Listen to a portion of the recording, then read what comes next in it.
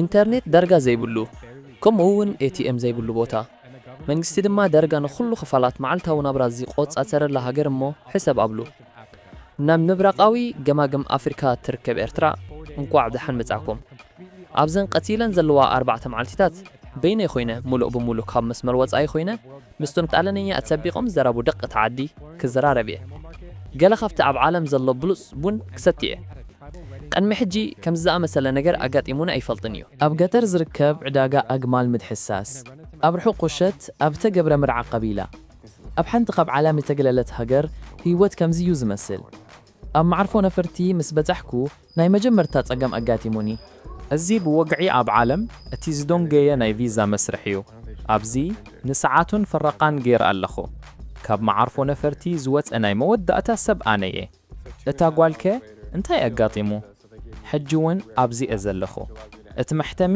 እተሰብረተ እዩ ዝመስል ግን ስለምንታይ ካልእ ወይ ናይ ደገፍ መደብ ዘይህልዎም እዚ ነቲ ጉዕዞ ጽቡቕ ምጅማር ኣይኮነን ድሕሪ 2 ሰዓትን ፈረቓን ግን ቪዛ የብለይን ክሳዓት ጽባሕ ንግሆ ናብቲ ሃገር ከኣቱ ዝኽእለኒ ግዝያዊ ፓስፖርት ሂቦምኒ ድሕሪኡ ግን ሙሉእ ቪዛይ ንምርካብ ናብ ማዕርፎ ነፈርቲ ክምለስ ኣሎኒ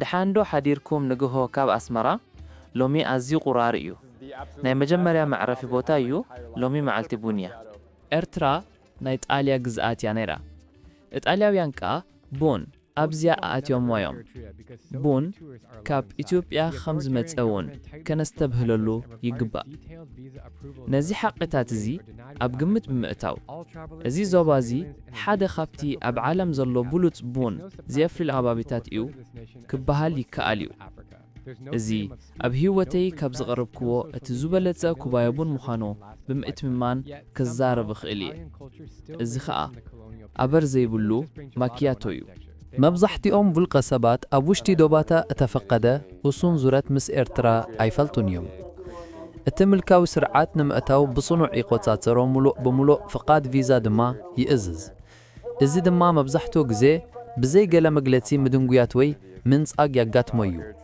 ኩሎም በጻሕቲ ኣብ ትሕቲ ቁጥጥር እዮም ካብ ርእሲ ከተማ ንምውጻእ ድማ ፍሉይ ፍቃድ ክረኽቡ ኣለዎም ብዙሓት ሰባት ነዚ ሃገር ሰሜን ኮርያ ኣፍሪቃ ኢሎም ተጸውዕዋ ኣይገርምን እዩ ናይ ርግላት ናጽነት ሕጽረት ናጻብ መራኸቢ ብዙሓን ማሕበራዊ መራኸቢታት የለን ወተሃደራዊ ውትህድርና ድማ ሙሉእ ህይወቱ ክናዋሕ ይኽእል እዩ እንተኾነ ግን ብገለ መገዲ ባህሊ ኢጣልያ ካብ ግዜ መግዛእቲ ኣትሒዙ እዩ ዝጸንሕ ጀላቶን ስነ ህንጻን ጥራይ ኣይኮኑን ኣምጺኦም ሃይማኖቶም እውን ኣምጺኦም ሰንበት ንግሆ ስለ ዝኾነ ኣብዚ ናብ ቅዳሴ በጺሐ ኤርትራ ብቆንዱ ክርስትናዊት ሃገር እያ ኩሉ ሰብ ኣብ ደገ ኮፍ ኢሉ ይጸሊ ብሓቂ ድማ ነቲ ኣብዚ ዘሎ መንፈሳዊ ህሞት ይሕጎስ ክርስትና ኣብዚ ክሳዕ ክንደይ ህቡብ ከም ዝኾነ ምሕሳብ ዕሽነት እዩ ኤርትራ ብኸም ግብፂ ሶማልያን ጅቡትን ዝኣመሰላ እስላማውያን ሃገራት ተኸቢበ ከም ዘላ ክትሓስብ ከለኻ ኣዝዩ መሳጢ እዩ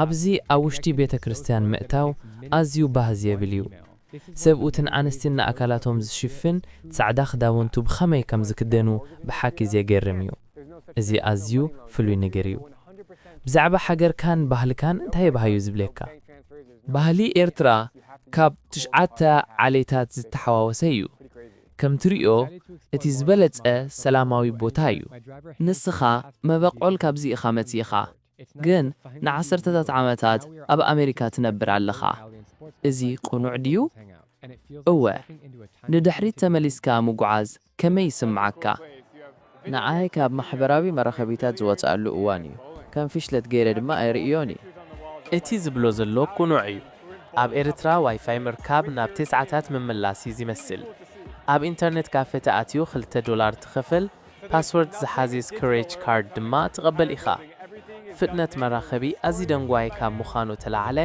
ሓንቲ ኢሜይል ምልኣኽ ሂደት ደቓየት ከወስድ ይኽእል እዩ እዚ ድማ ኤርትራ ኣብ ዝሓለፈ እዋን ከመይ ገይራ ኣብ መጻወድያ ከም ዝኣተወት ዘርኢ እዩ ብተወሳኺ ኣብ ኤርትራ ልቓሕ ክትዕድግ እንተደሊኻ ክትገብሮ ኣይትኽእልን ኢኻ ምኽንያቱ ስለ ዘየለ ክትገብሮ ኣይትኽእልን ኢኻ ናይ ገንዘብ ልቓሕ የለን ኤርትራ ሙሉእ ብሙሉእ ብትረ ገንዘብ ትራይ እያ ትሰርሕ እዚ ማለት ክሬዲት ካርድ ናይ ባንኪ ምትሕልላፍ ከምኡ ናይ ገንዘብ ኣፕሊኬሽን ኣይርከብን ማለት እዩ ንኹሉ ነገር ንምኽፋል ናይ ሓቂ ጥረ ገንዘብ ክትጥቀም ኣለካ። ኣዝዩ ዘይገርም እዩ። ብዛዕባ ኣስመራ ዝያዳ ክፈልጥ ብሃንቀውታ እየ ዝጽበ።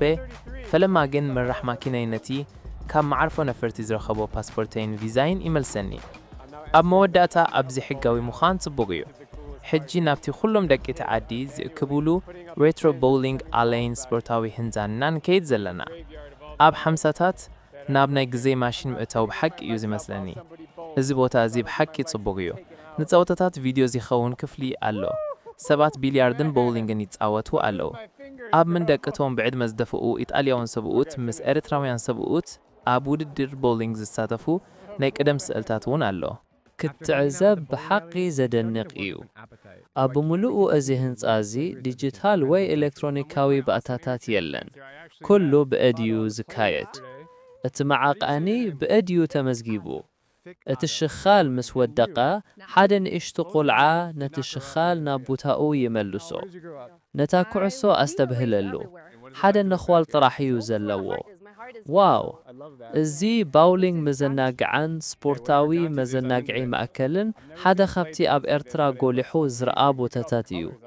ኣዝዩ ጥንታዊን ኣረጊትን እዩ። ቅድሚ 50 ዓመታት ትነብር ከም ዘለኻ እዩ ዝመስል።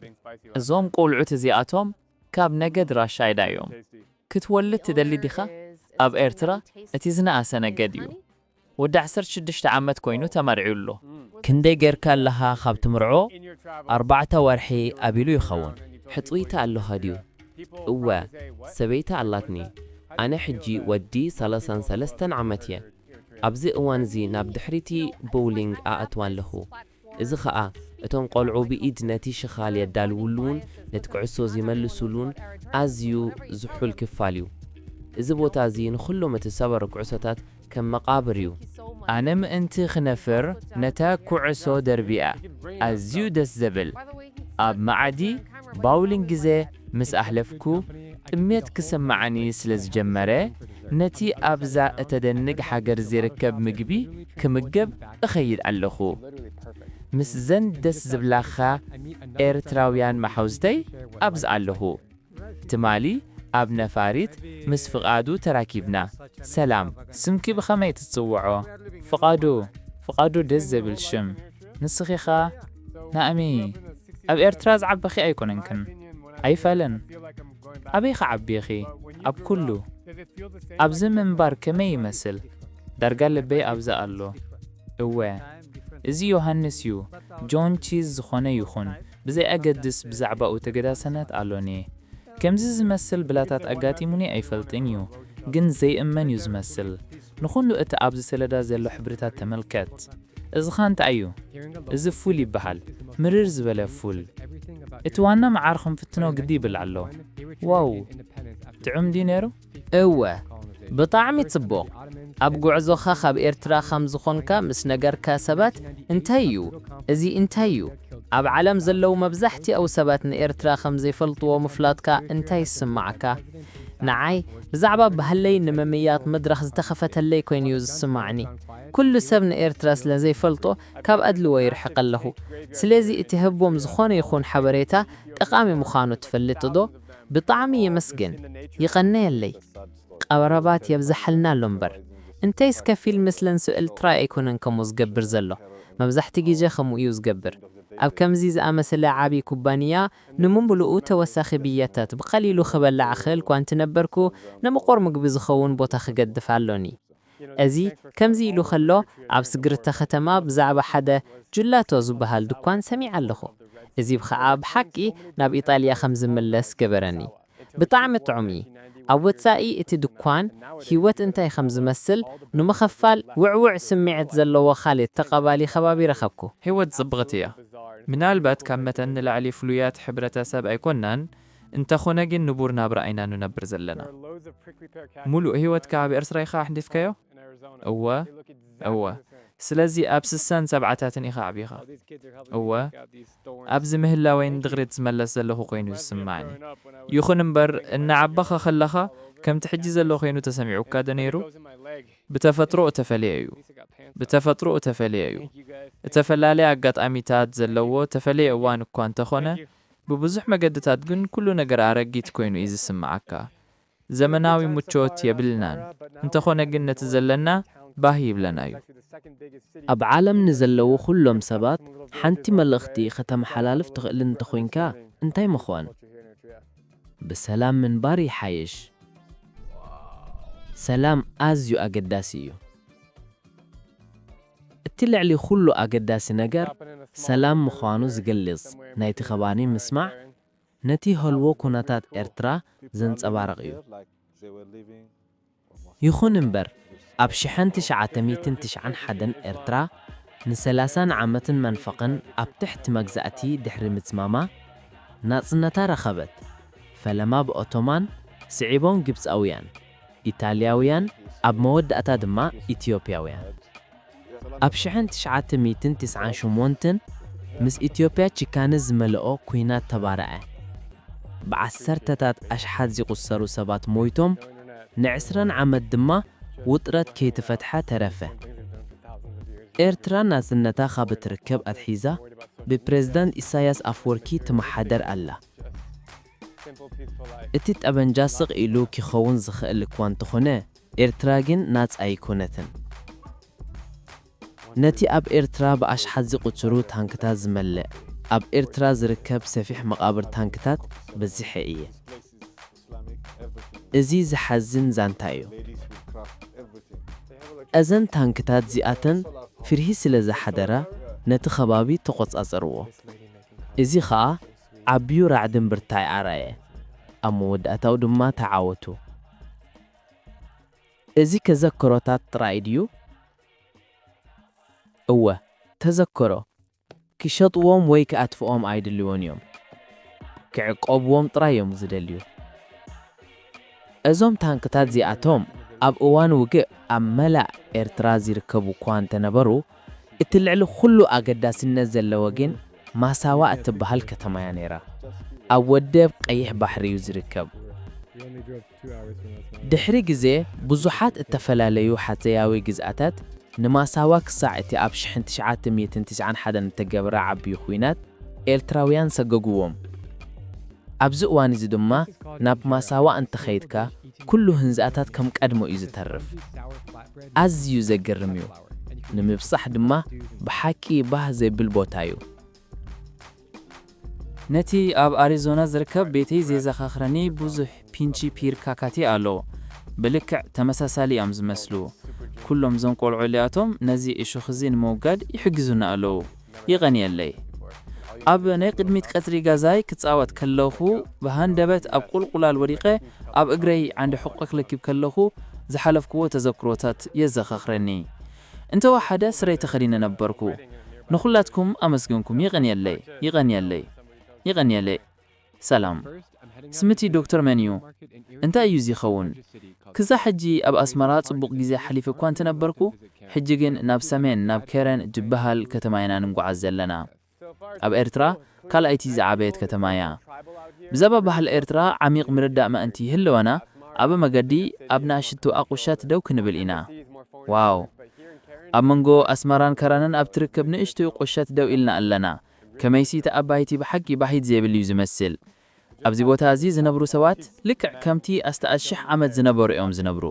እዛ ቁሸት እዚኣ ኣብ መንጎ እስላምን ክርስትናን እተኸፋፈለት ኮይና ንክርስቲያናት እትልለየሉ መገዲ ድማ በቲ ኣብ ላዕሊ እተዘርግሐ ንእሽቶ መስቀል እዩ።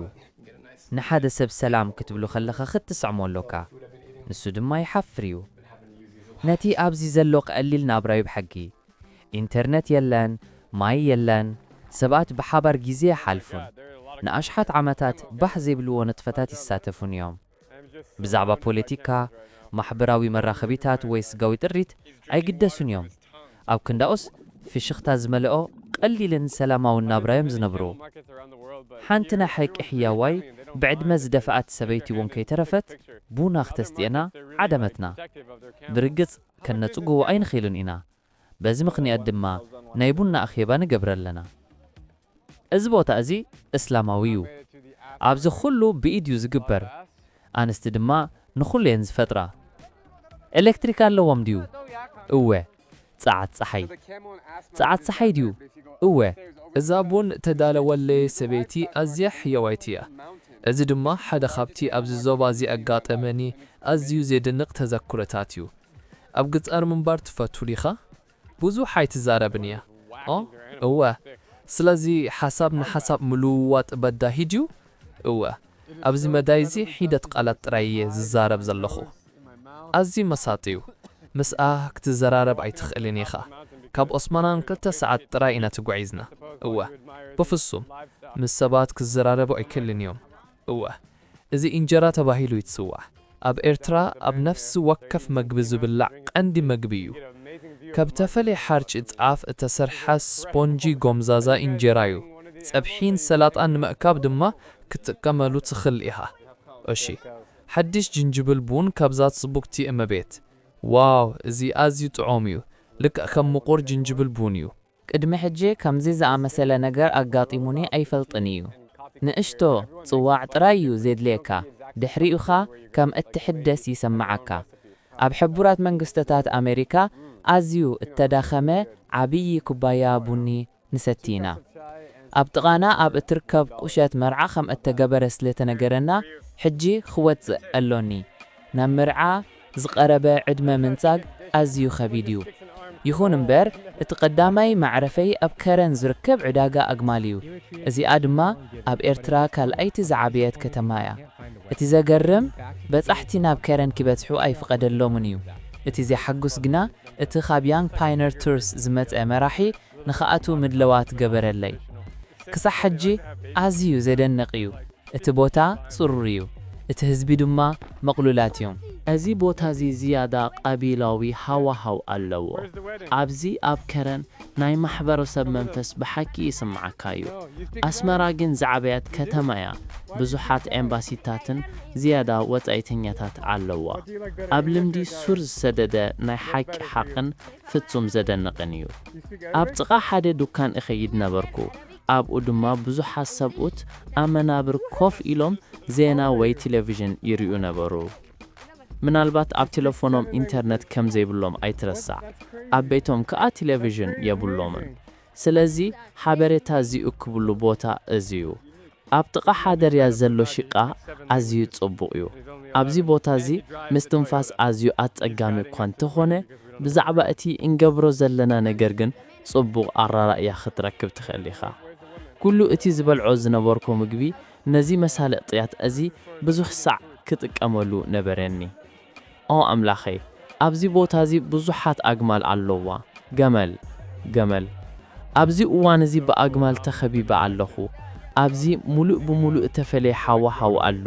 ሓንቲ ገመል ብመልሓስ ማይ ትሰቲ ኣላ። ኣብ መላኣ ዓለም ኣብ ዝርከቡ ብዙሓት ዕዳጋታት ኣግማል በጽሕየ። ኣብዚ ግን ኩሉ ሰብ ጽቡቕ እዩ። ኣእድኦም እናጨበትኩ ስእሊ እንተወሲደ ድማ ኣየገደሶምን እዩ። ኣብ ካልእ ዕዳጋታት ከኣ ሰባት ንኣግማል ኣጸቢቖም ክከላኸሉለን ይኽእል እዮም። እዛ ገመል እዚኣ ክንደይ እዩ ዝኽፈል? ዋጋ $100 እዩ። ሕጂ ናብቲ ብዙሓት ኣድጊ ዘለዉ ዕዳጋ ኣድጊ በፂሐ ኣለኹ። ዕዳጋ ኣግማልን ኣድግን ኣብ ታሕቲ እዩ ዝርከብ። በታ ኣብ ልዕሊ ተሓጾር ዘሎ መደያቦ እንተደይብካ ግና ክሳዕ ኣኽራን ዝዝርጋሕ ዓብዪ ዕዳጋ ማል ክትረኽብ ኢኻ። እዚ ኣብ ህይወተይ ካብ ዘጋጠመኒ እቲ ዝዓበየ ዕዳጋ እንስሳታት ክኸውን ይኽእል እዩ። እዚ ኸኣ ዘገርም እዩ። ኩሉ ሰብ ንእንስሳታቱ ብበትሪ ጥራዩ ይወቕዖ። ልክዕ ከም ተሪሪ ስምዕ እዩ። ኣብዚ ኣዝዩ ዘደንቕ ደሮና ኣሎ። ኣብ ዓይነተይ ኣብ ኣፍንጫ ያዕትወና ኣሎ። ናብ ጫፍ እቲ ኸረም ብእግርና ኢና ኸይድ ዘለና። ምኽንያቱ ሻሂ ትሰትየሉ ቦታ ስለ ዘሎ። ምስቶም ኣብዚ ዘለዉ ሰብኡት ኮፍ ኢለ ነበርኩ። ሻሂ ሰትዩን ኣለዉ። ኣብ ቅድመይና ዘሎ ዕዳጋ ዘደንቕ ትርኢት እንዳረኣና ኣሓ ኣለወን። ይቕኒ የለይ ንዋላ ሓደ ሰብ ኣይጎድእን እዩ። ልክዕ ከም ሻሂ ቃርፋን እዩ። ብዛዕባ ባህሊ ሻሂን ቡንን ዝፈትዎ ነገር ኩሉ ሰብ ቁሩብ እተፈለየ ምዃኑ እዩ። ኣብ ዝኸድካዮ ዘበለ ሓደ ዓይነት ሻሂ ኣይትረኽብን ኢኻ። ንኣብነት እታ ሰበይቲ ናይ ገዛእ ርእሳ ኣከራርባ ኣለዋ። ምስኡ ክንከይድ ንኽእል ኦቾሎኒ ኣሎና። ኦቾሎኒ ብሓቂ ጽቡቕ እዩ። እወ 2 ኩባያ ሻሂን ሕደት ኦቾሎኒን $1 ሕማቕ ኣይኮነን። ኣብዚ ንዓኻ መቑሽሽ እዩ። በዚ ከምዚ እያ መግቢ ይትቐበል። ሓደ ሰብ በቱ መኽፈቲ ኣቢሉ ኢዱ ይበጽሕ። ኤርትራ ጥራያ ትህብ። ኣብዚ ደረጃ እዚ ግን ነቲ መርዓ እንተዘይረኺብናዮ እጉሂ እየ። سلزي ناب قشت تملسنا مستقي تعدين مزرابن اتبعال أبي كايت كمزلون مفلاطن إنا إذا قشت زيئة حليبا تيل تبهال مستي أقدمنا زبطحنا يبوتازي مساسليو إتا أبايتي قرب زمناوي كوان تخونه بهلاوي إيو إذا ختما ذئة بزحات قلعو على لوا مبال فتحاوي إيو بدحري أستاد حمشان قلعو على لو بحقي ديو حقوسيها مسي مرعا ديو هو اتمرعا أبي الله نعم سانا أي فعلا طالانية تزارب ديخا؟ هو بخمي دقات طالانية تزارب بتلفوني يزمهرو انتاي خاتمرت انجليزينيا ويس طالانية أينا يزحيشكا اتي قانقوا انجليزينيا يو عربية تزارب ديخا؟ هو انجليزينيا طالانيا كم اون عرب بتقلالا شوعات تقانقوا يزارب عدمخا خنديو حجي 11 جيرا اللخو واو زدنك إيو إزي حدش عاركي عبد المجيد إيو شوعات تقنقواتات الزارب ود 11 دم مطرعيو تويوتاون يزوريو نتي خبابي سلازين فلتو ناب مرعاخن كيد يحجزنا الله إزي خا مقبين مبلعيو إزي بحقي بازي بليو حجي أب كفلي ديك آنستيو يزلخو أوه كلاتهم بحبار جزي يحلف اللو دقاقيمهم أيفال النابلو يجنقوا اللو إزي انتاي عينت مستيو بيراديو عبدل زبلو زلو إزي خلو عينت تاكلي بيرا كوانتخونه أب عبي فيستو زسرح زلو سوايو نيشتي إزي نيشتي يطرحيو كلن آنستي مستغستي إدي اللي خونكو حتاني اللوا كمي جرخ نتقو خيل سلامت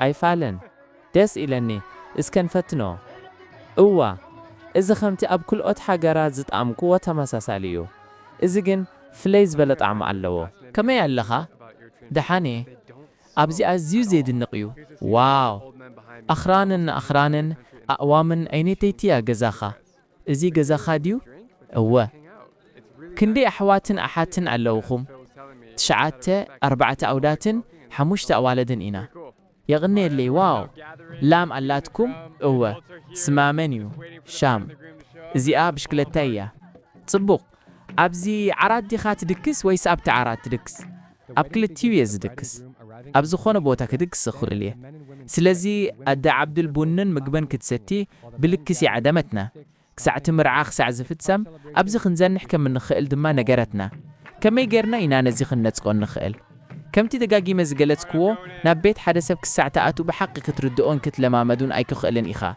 بتساوعتي معتب مخوحكوح ويبعر كيف تاوخا قبلكا بخمي كمان تأتو بزي قدس نتأقات عم تتقملو يغني اللي أبتا قشت إنترنت سلازي اللي تليفون عبدول أبشاينا أتأخبه تفل لينا إنترنت أبليكيشن حيزو يزماتسا بز خمزي خايو إنجليزينيان طاليانيان أتشبقو خمهر زخاله بجاخا يقرتاوي زارو كل أمسكنا خاخب لكا نسخات بلنا ألها نسخا لبام إخا سبعي نتبونا أمتيا بحقي زحول جنها بتنا اتبوني يفلحلو نحناون طعون جزين حل فعلنا بزيكا أسمرانا بكال إبوتان مئتاو فلوي فيزا تركب اللوكا بزي محنيات إزدما ولا حدا بتصاحي نابزي 5 متس فلوطيو بطعم يمسكنا اللوخو إز عد المركابي أو أملحي إز زيدا نقلة مشت بون مستاي زقرميو كما يقر كايخا خدك استخقل نزبون نستيخا أدى عبدول سبقايا مسموته اتشعات تقلعو بينا اتعب مبلت مخوانا ثلاثكو إز هموت إز خبيديو هو مقبل أقايش مقبي أزيو دسا بالقامة من زلوه بحقي طعمنيو أب قطرات إلترا فلو تمكرويو إزناي مودة تاواناتناي معالت برهانيو إز دماك أدم اتماع بالهداءات زمولو أو هداءات رايو كميسي اتمرعا قدم مجمارو نخل 9 جزين نحلف علينا مرعا بمرئينا أزينينا تحقوسنا مس عبدول بمرخابي أزي حقوسيا بزي مخنيات الزخاية أب كامشاي كد زبيل قالات زلوني أب هيوتكا أتأزيو أقداس زخولي أوانات كاب متشوت زوبا خواتيكا مزيت فلط أساب كتزرارب كلها يزفتسم دهري حموشتي وي 10 عامت بزعباتي أب إرترا زحلفك وقزي خحسب كلخو إزي تمكروزي زي رسعك خواني أب تذكروي كقرطي أب مرعا بزيحناينا ህዝቢ ኤርትራ ብሓቂ ዝማርኽን ዝኣደንቕን እዩ ከምኡ'ውን ብዙሕ ሽጋራ ዘይትከኹ ምዃኖም እዩ ብዕድመ ዝደፍኡ ሰቡታት ኣለዉ ዳርጋ ኣብ ኩለን ሃገራት ዓለም ከኣ ሽጋራ የትከኹ ነበሩ ኣብዚ ግን መስተ ክሰትዩ ከለዉ ጥራሕ ኢኻ ትሪኦም ከምቲ ፊል ዝገለጾ ድማ ናይ ኣኽብሮት ጉዳይ ጥራይ እዩ ሰባት ሽጋራ ምትካኽ ስለ ዘይቕበልዎ ካብ ሽጋራ ይቁጠቡ እዮም እዛ ኣዝዩ ዘደንቕ እዩ ሕራይ ሕጂ ኩላቶም ተኣኺቦም ከበሮ ይጻወቱ ኣለዉ እቶም ዓበይቲ መጺኦም ኣብዚ እዋን እዚ መርዓትን መርዓውን ኪመጹ ንጽባእ ኣለና ድሕሪኡ እቲ በዓል ኪጅምር እዩ እቲ መርዓትን መርዓውን ባህላውን ክዳውንቲ ተኸዲኖም ብምምጻእ ይጅመር በዚ ምኽንያት እዚ ድማ ደቂ ተባዕትዮን ደቂ ኣንስትዮን ይፈላለዩ እዮም እተን ኣንስቲ ኣብ ዙርያ ሳዕስዒት ያጣቕዖን ይዝመራን ሰብኡት ከኣ በትሪ ሕደን ሒዛን ይእኸባ እዚ ሕውስዋስ በዓልን ጽምብልን እዩ እዚ ኩሉ ብዛዕባ ማሕበረሰብ እዩ እሺ ኣትዋንኹ መዝሙራት ፈቱ እየ ኩሉ ሰብ ተሓጒስ እዩ ዝሕጎስ ኣብ መወዳእታቶም ሰብኡት ምስ ደቂ ኣንስትዮ ተጸምበሩ እቲ ሰብዓይ ሰኺሩ መጸ ዓርኩ ኺሰግኦ ከሎ ኩሉ ሰብ ይሳሕቆ ነበረ ሓደ ዓይነት ኩነታት እትፈለየ ሃገር ኤርትራ ኣብ ዓለም ካብ ዘለዋ ፍልይ ዝበለት ሃገር ክትከውን ትኽእል እኳ እንተኾነት ኣብ መንጎ እዚ ኩሉ ግን ዘይተጸበኽዎ ነገር ረኺበ ኣለኹ እዚ ኸኣ ዘደንቕ ሙቐት እዩ እቶም ኣብዚ ዘለዉ ሰባት ሕያወትን ተቐበልቲ ኣጋይሹን ብባህልዎም ዝሕቡኑን እዮም እቲ ኸዓ ልዕሊ ኩሉ ኣኽቢረ የዝርዮ